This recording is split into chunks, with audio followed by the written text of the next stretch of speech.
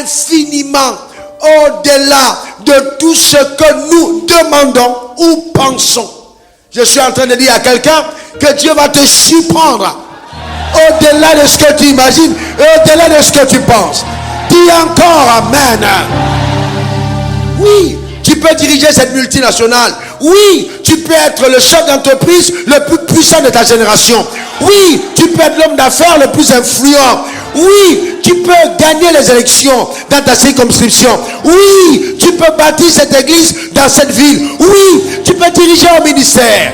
Dieu peut faire en toi, il peut faire, voyez, infiniment au-delà de ce que tu imagines ou penses.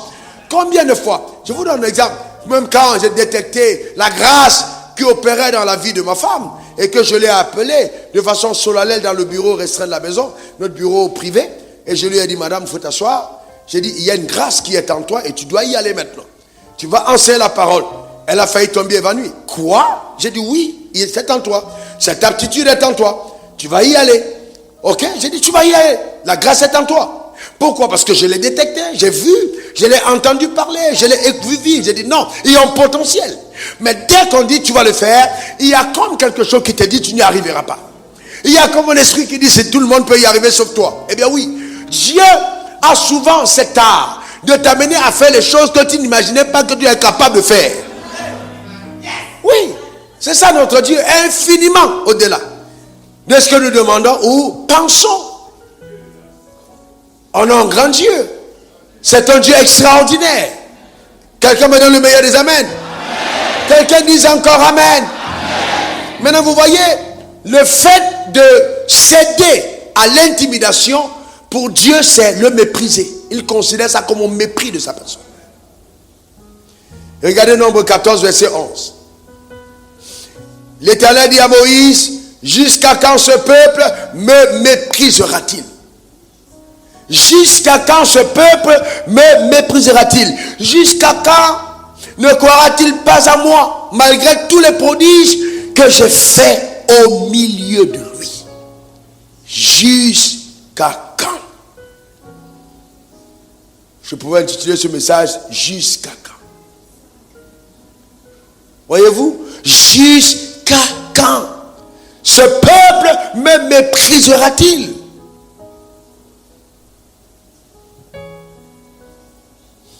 Alléluia. Mais regardez la réaction de Josué et de Caleb. Versets 8 à 10 de Nombre 14. Si l'Éternel nous est favorable, il nous mènera dans ce pays et nous le donnera. C'est un pays où coule le lait et le miel. C'est-à-dire que si Dieu est avec toi, si sa faveur t'accompagne, il te donnera les territoires les plus agréables. Ton amen m'embête. N'aie pas peur d'avancer car l'Éternel est avec toi.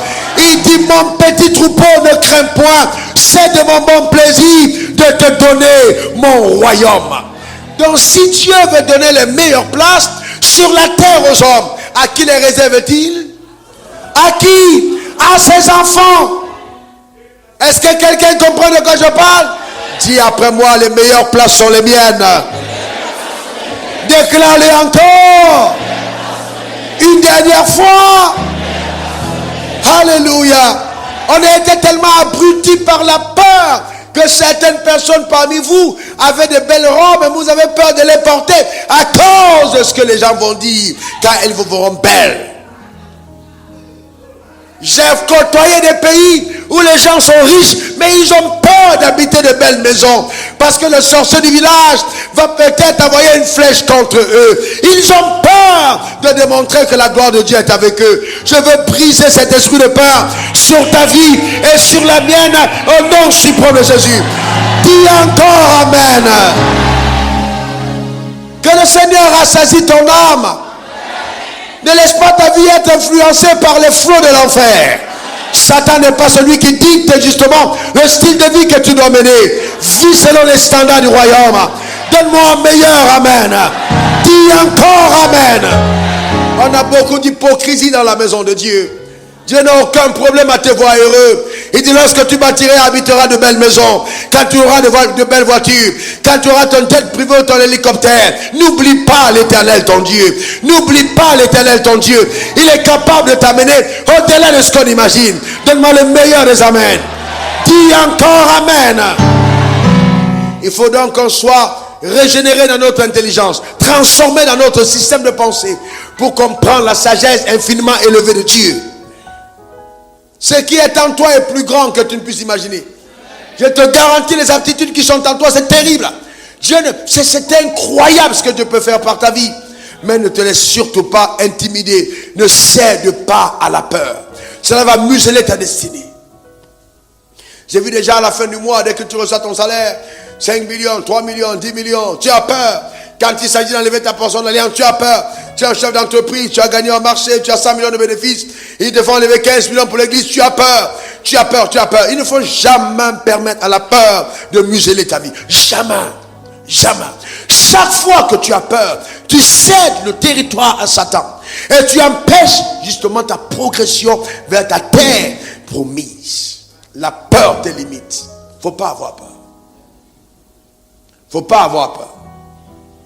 Il ne faut pas avoir peur. Il y a un moment, j'ai été tellement tétanisé en une période par l'esprit de peur quand je prenais l'avion. Et Dieu a dû m'en délivrer de façon terrible. Donc j'entrais dans l'avion et puis j'avais peur. Alors, mais à cette saison, je venais de gagner beaucoup d'argent. Donc j'avais peur que je ferais un crash et que mon argent resterait. Vous voyez ce que je suis en train de dire? Et donc j'avais peur. Vous entrez dans l'avion, vous dites, oh, peut-être que je vais tomber dans l'avion, peut-être l'avion ne va pas atterrir. Jusqu'à ce que l'Éternel m'en délivre, frères et sœurs. Vous devez vraiment, je vous dis sérieusement, combattre la peur. Vous devez affronter les territoires, justement, qui vous sont, où le diable essaie de vous empêcher d'entrer, en livrant les combats, le combat de la foi. D'accord? C'est très important. C'est très très important. Vous devez le faire. D'accord? Vous devez le faire. Et voyez ce que Josué et Caleb ont dit. Ils disent, si l'Éternel nous est favorable, il nous mènera dans ce pays. Il nous le donnera. C'est un pays où coule le lait et le miel. Mais seulement, ne soyez point rebelles contre l'ordre, contre l'Éternel.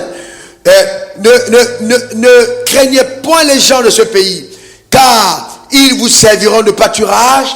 Ils n'ont point d'ombrage pour les couvrir. L'Éternel est avec nous. Ok? Et ne les craignez point. Toute l'assemblée parlait de les lapider. Lorsque la gloire de l'Éternel apparut sur la tente d'assignation devant tous les enfants d'Israël.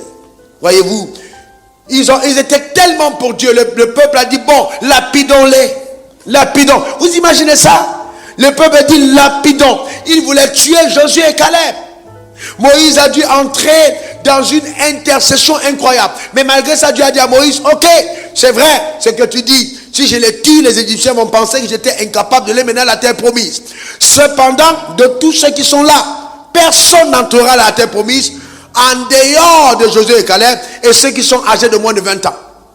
Parce que tous ceux qui ont vu mes miracles et qui ont su ma gloire, qui l'ont vu et qui osent douter, ils ne vont pas entrer.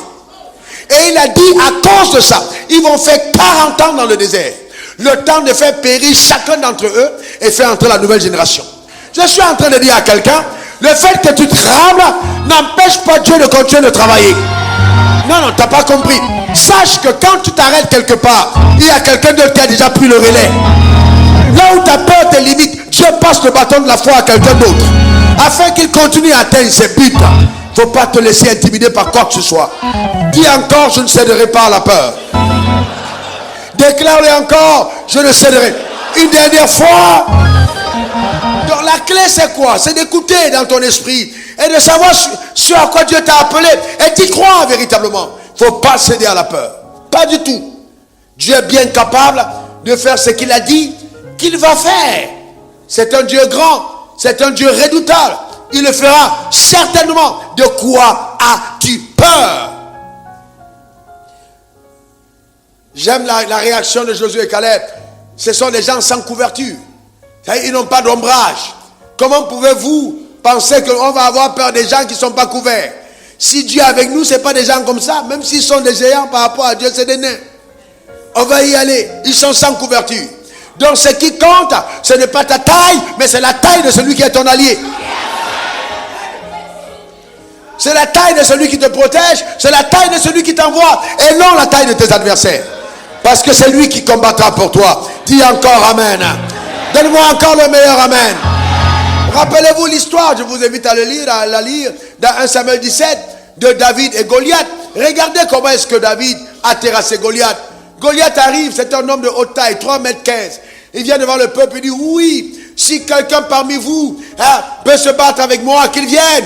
Et si moi je le terrasse, alors l'armée d'en face sera prisonnière de l'autre armée. Premièrement, comment est-ce qu'un soldat peut intimider un roi et dit au roi la méthode de combat? Je comprends ça passe quoi. Il dit, on ne va pas venir en troupe. C'est pas lui qui a dit comment on combat. On combattait toujours armée contre armée. Maintenant, lui, il dit non, laissez les armées de côté, envoyez un soldat contre moi. Est-ce que Saül était obligé d'accepter? Est-ce que vous comprenez? C'est ça l'intimidation. Il dit, ah non, c'est pas la peine de combattre. Moi, je viens, envoyer un gars. Saül peut dire non, on va aller en combat. Pourquoi c'est lui d'abord qui va imposer le style de combat? C'était déjà là une grande intimidation. Et donc quand il a commencé à le dire, la Bible dit, comme le texte, ils entendirent ces paroles et ils furent frappés de frayeur. Pourquoi? À cause de ce qu'ils ont entendu et à cause de ce qu'ils ont vu. Donc chaque fois qu'ils se levaient, le peuple arrêtait la louange. Pendant 40 jours, ils chantent. Notre Dieu est grand, notre Dieu est puissant. Comme à l'église, alléluia. Oh, je vois la gloire de Dieu. On chante. Mais dès qu'on sort, chacun tremble. Pourquoi? À cause de ce qu'on entend, à cause de ce qu'on voit. Voilà, comme la foi vient de ce qu'on entend, la peur aussi vient de ce qu'on entend. Et donc, le drame, c'est quand David arrive. David vient et dit, oh, ne t'inquiète pas, le roi, ton serviteur ira se battre. Le roi lui dit, hé, petit, calme-toi. Hein? Calme-toi, mon gars. Est-ce que tu sais de qui tu parles? Tu as vu ce gars-là? Il s'appelle Goliath. Il est de Gad. Il est un combattant depuis sa jeunesse. Il est entraîné en guerre. Donc, il était tellement renseigné au sujet de Goliath que finalement, il ne pouvait pas avoir confiance en Dieu. Il connaissait tellement Goliath et très peu son Dieu que, voyez, il a été amené à avoir peur. Il racontait les exploits de Goliath. C'est un homme de garde. C'est un soldat depuis sa jeunesse. Jeune homme, personne ne peut le battre. Si tu vois les vieux pères comme nous, on est là. C'est pas un gars qui vient là. Amen. Moi, j'ai été entraîné, j'ai été diplômé de guerre. On m'a oint d'huile. C'est pas toi, un petit comme ça, qui va combattre ce gars. En fait, qui avait intimidé David? C'était même les gars même de son propre cas. Goliath n'avait plus besoin de parler parce qu'il avait déjà enrôlé des relais dans l'armée de Dieu. Je vais poser la question à quelqu'un parmi vous. Es-tu en train de relayer la gloire de Dieu ou de faire la propagande du camp ennemi? Alors, je vais plus loin. Écoutez-moi bien. Ça vous peut paraître un truc. Je vais plus loin. Déconnectez-vous de toutes les personnes qui ont arrêté de rêver. Non, je vous dis la vérité. Je vous dis sérieusement. Regardez-moi même. Regardez-moi. Vous venez avec moi. Comme maintenant tu vis avec moi. Vous êtes avec moi tout le temps. Demandez-moi quels sont mes amis. Ils sont très rares. Les personnes qui passent avec, il y en a. Ils sont rares. Parce que j'ai essayé des amitiés. Mais des gens sont en train de rêver dans leur culotte. On ne peut pas être ensemble. Déconnectez-vous des gens qui ne vont pas loin. Est-ce que quelqu'un comprend de quoi je parle? Les personnes qui sont là pour vanter les mérites de Goliath, ne les entretenez pas à côté de vous. Ayez de bonnes relations avec eux, mais ne passez pas le temps avec eux. Parce qu'ils vont détruire vos rêves. Ils vont ruiner vos ambitions. Ils vont vous empêcher de continuer d'avancer. J'ai appris à me séparer des gens qui sont constamment en train de me faire des éloges. Parce que oui, oh vraiment, quand tu vois ton église, elle est belle. Tu vois le nombre de personnes qui viennent à l'église. Quand tu commences à faire trop ça, je te fuis. Parce que c'est subtil. Ça commence à te jeter la peur pour aller plus loin. C'est subtil. Tu es là depuis 20 ans, tu es sur place, tu n'as jamais avancé. Il faut faire attention. Saül a vanté les mérites. Il a parlé de la grandeur de Goliath. Et c'est comme ça qu'on est à l'église. Les gens sont là, ils racontent ce que le diable peut faire. Les espoirs de Satan. Oh, je vais vous dire, quand on arrive au 15e degré, quand on est au 20e degré, les gens du 20e degré, il paraît qu'ils sautent par le toit. Toi, tu ne peux connaître tout ce qui est au 20e degré. Mais tu ne connais pas ce qui se passe dans la maison de ton père.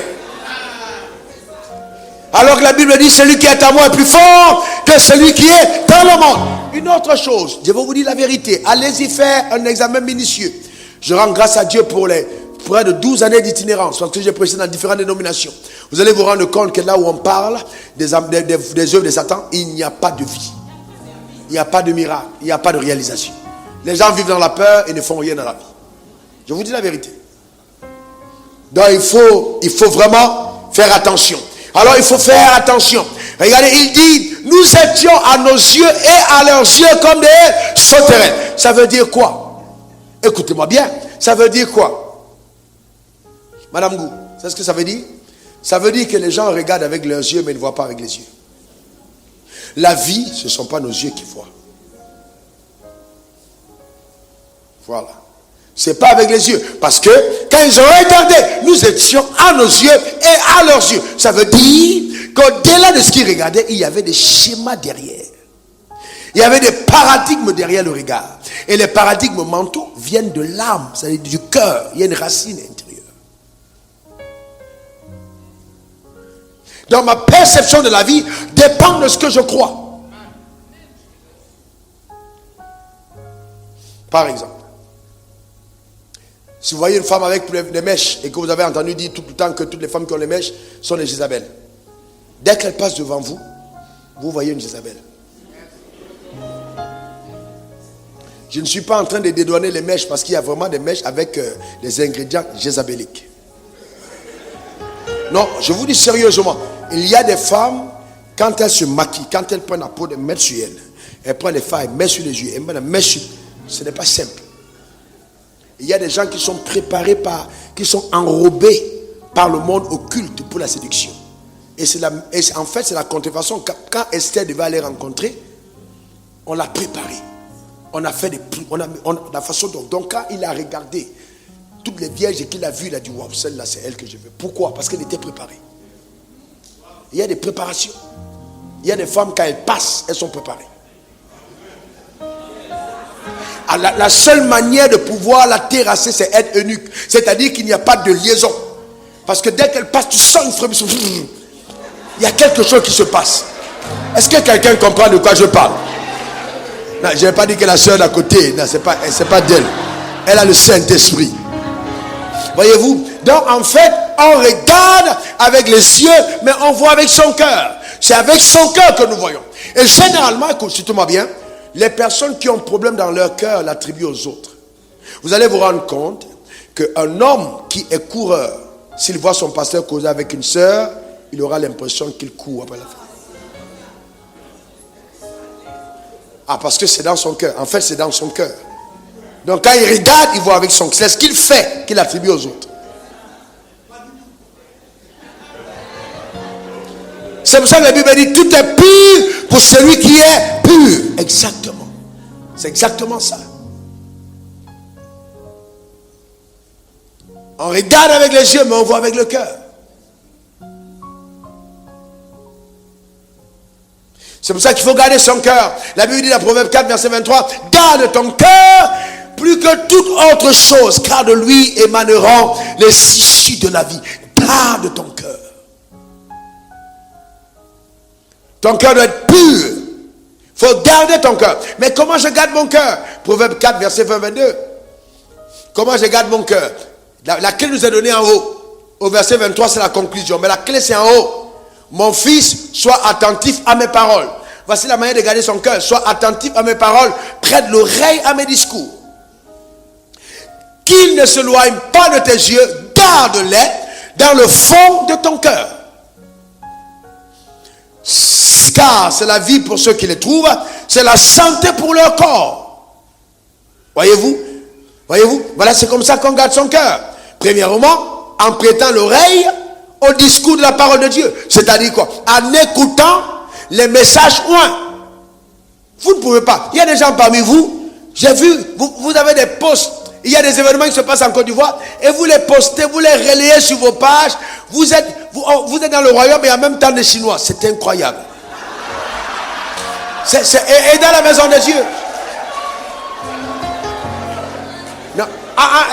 Quand il s'agit de parler des affaires du royaume, vous n'êtes pas zélé. Mais quand il s'agit des affaires du monde, vous commencez à pataquer. Mais c'est pas croyable. À quoi prêtez-vous votre oreille? Vous inclinez vos oreilles sur quoi? On entre dans ta voiture. Et c'est vraiment, dès qu'on a, je suis allé prêcher au Congo, la voiture dans laquelle on m'a accueilli, j'ai dit au gars énervé, j'ai dit stop, stop, il s'est arrêté. Personne n'a compris pourquoi. J'ai dit chante tout ce que tu es en train de mettre. L'atmosphère même était la cigarette. J'ai dit si l'église n'est pas loin, tu vas à pied. Parce qu'on devait comprendre, il y a quand même une atmosphère, il y a un panorama. On parle des affaires du royaume. Il y a une certaine sainteté qui doit caractériser les choses du royaume des cieux. Vous pouvez pas être là, vous allez à l'église et dans la voiture, vous êtes en train d'écouter Michael Jackson. C'est pas possible. Comment préparez-vous votre oreille à être transformée par Dieu? Dans vos maisons, ce sont les messages du monde qu'on utilise.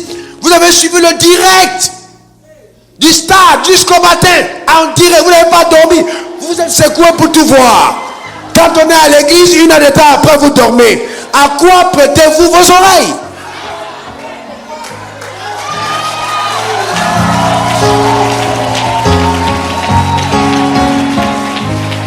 À quoi prêtez-vous vos oreilles? Vous inclinez vos oreilles sur quoi? Frères et sœurs, sur quoi? C'est pas possible. La Bible dit qu'il ne s'éloigne point de tes yeux. Frère, je prends des bains de vapeur de la parole. J'ai dit, il y a des moments où je m'arrête, je ne fais que lire la Bible. Parce que c'est important d'avoir la parole de Dieu devant ses yeux. C'est tout. Tu peux avoir un don pour prêcher mes points et enseigner, mais si tu ne passes pas le temps dans les Écritures, tu t'es séduit toi-même. Tu perds ton temps. Ce n'est pas par parole de connaissance que je retrouve les versets bibliques. C'est parce que j'ai étudié. Donc vous devez justement avoir la parole devant les yeux et savoir qui est votre Dieu. Seuls ceux du peuple qui connaîtront le Dieu feront des exploits et agiront avec fermeté. Tu dois connaître ton Dieu. Qui est ton Dieu? Après que j'ai lu, après que j'ai écouté, je dois méditer. Garde-les dans le fond de ton cœur. Garde-les dans le fond de ton cœur. Garde-les dans le fond de ton cœur, c'est ce que la Bible dit. Donc c'est la réflexion consciente au sujet de la parole. Réfléchir, méditer consciemment au sujet de la parole de Dieu. Et enfin, il faut l'avoir sur ta bouche. Josué 1 verset 8. Que ce livre de la loi ne se loigne pas de ta bouche. Donc tu mets la parole dans les oreilles, la parole sur les yeux, la parole sur la bouche. Dans tous les coins, il doit y avoir la parole. Toutes les portes d'accès de ton cœur doivent être occupées par la parole. Note-le. Toutes les portes d'accès de ton cœur doivent être occupées par la parole. Donc la parole devient la sentinelle qui garde ton cœur. Note-le. La parole devient la sentinelle qui garde ton cœur. À tes yeux, à tes oreilles, sur ta bouche. À tes yeux, à tes oreilles, sur ta bouche. De façon que quand tu regardes, tu vois avec la parole de Dieu. Quand tu entends, la parole juge. Quand tu parles, c'est la parole de Dieu. Ainsi ton cœur est gardé. C'est ainsi qu'on garde son cœur. Vous ne pouvez pas être dans votre maison. Vous êtes constamment dans les critiques, murmures, ragots, etc. Et vous parlez de tout le monde, même des hommes ouins. Et vous ne comprenez pas pourquoi les anges sont en train de rendre vos enfants bêtes. Il faut faire, sérieusement, faites attention. Quand vous parlez des gens ouins, la main du jugement vient dans votre maison. Ne soyez pas des hypocrites. Soyez vrais. Quand vous mangez avec quelqu'un, mangez avec lui sérieusement. Ne vous tournez pas et commencez à faire n'importe quoi. Soyez des personnes, voyez-vous, ne vous empoisonnez pas. Ne sémez pas la peur dans votre vie.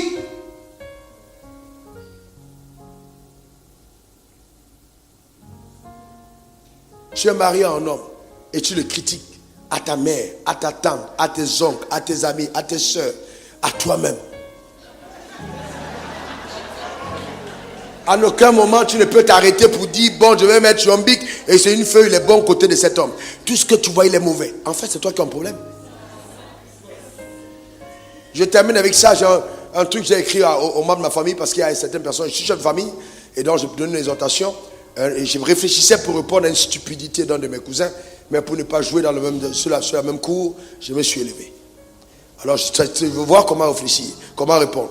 J'ai dit il y a un homme qui dormait, on a mis le camembert au milieu de ses yeux. Et quand il s'est réveillé, il a dit ma chambre sent. Il a commencé à gronder sa famille, il est allé au salon, il a dit à ses enfants, il a commencé à les taper. Qu'est-ce que vous avez versé dans la maison? Il est sorti pour aller dans son bar habitué. habituel. Et le bas sentait. Dans sa voiture, ça sentait. Partout, ça sentait. Finalement, ce n'était pas le monde qui sentait. C'est lui qui sentait.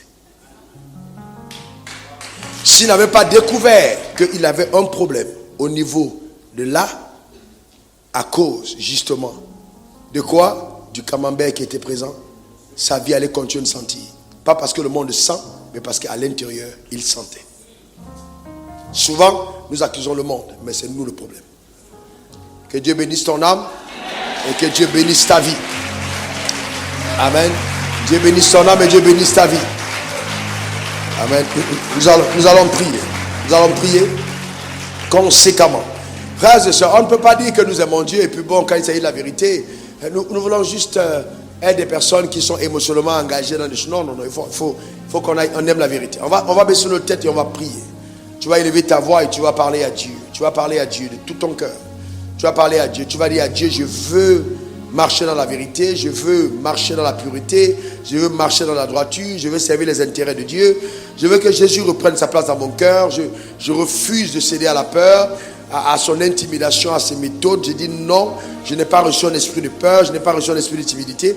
Je veux demeurer dans la vérité. Que la vérité fasse les délices de mon âme. Je veux affectionner la vérité entièrement, totalement, profondément. Au nom suprême de Jésus, affectionner profondément la vérité, épouser la vérité. Père, merci de transformer, de renouveler, de changer radicalement, totalement mon homme intérieur par ta puissance sublime et glorieuse. Au nom suprême de Jésus, que la vérité divine illumine mon homme intérieur, illumine mes pensées par ta puissance suprême. Merci pour ton œuvre, que ton nom soit béni, que la gloire et l'honneur te soient rendus pour ce que tu fais, Seigneur. Je veux te rendre grâce. À toi l'honneur, à toi l'honneur, à toi l'honneur, à toi l'honneur, à toi l'honneur. Merci Seigneur, merci Seigneur, merci de transformer radicalement, totalement, profondément Seigneur, mon cœur, profondément, ma vie, profondément Seigneur, profondément. Et que Seigneur, au Dieu dans nos cœurs véritables, chacun d'entre nous, éternel, nous vivons selon les standards de ta parole. Au nom suprême de Jésus. Amen, amen. Lève ta main droite comme ça vers le ciel. Répète après moi ces paroles, Seigneur Jésus. Merci. Parce que je n'ai pas reçu un esprit de timidité. Alors je m'engage à ne plus céder à la peur. Je suis conscient que celui qui est en moi est plus fort que celui qui est dans le monde. J'ai la vie de Dieu en moi. Alors, de façon résolue, déterminée, je livrerai le combat, le bon combat de la foi, saisissant la vie éternelle et démontrant dans ma génération que celui qui m'a appelé est capable de tenir ses promesses. Je crois, selon la parole de Dieu que j'ai entendue, que je suis capable de bien de choses, d'agir au-delà même de ce que j'imagine, au-delà même de ce que je pense, car la puissance de Dieu est en moi. Alors, à partir d'aujourd'hui, que ce soit dans mes finances, dans ma famille, la vie de mes enfants, mon futur, je choisis de ne pas avoir peur. Je refuse de céder à la peur, car je sais que Dieu prend soin de moi et il pourvoira dans sa totalité à tous mes besoins, selon sa richesse et avec gloire en Jésus. Je suis protégé, je suis couvert. Aucun incirconcis, aucun ennemi, aucun agent de Satan ne pourra empêcher la gloire de Dieu d'être ma portion. Ma vie reflète et démontre à ma génération la puissance incomparable de mon Créateur. Mon Père, mon Dieu, change mon cœur. Je m'engage à ne plus plonger dans la boue du commérage, de la calomnie, à ne pas attribuer aux autres les problèmes que j'ai. Je veux regarder à moi pour être transformé de l'intérieur et apporter ainsi à la société, par les valeurs intérieures, une plus-value. Que je sois pour mon voisin, pour ma voisine, pour mon patron, pour mon collègue, une bénédiction. Au nom de Jésus, amen, amen, amen. Que Dieu te garde et que sa main soit sur ta vie.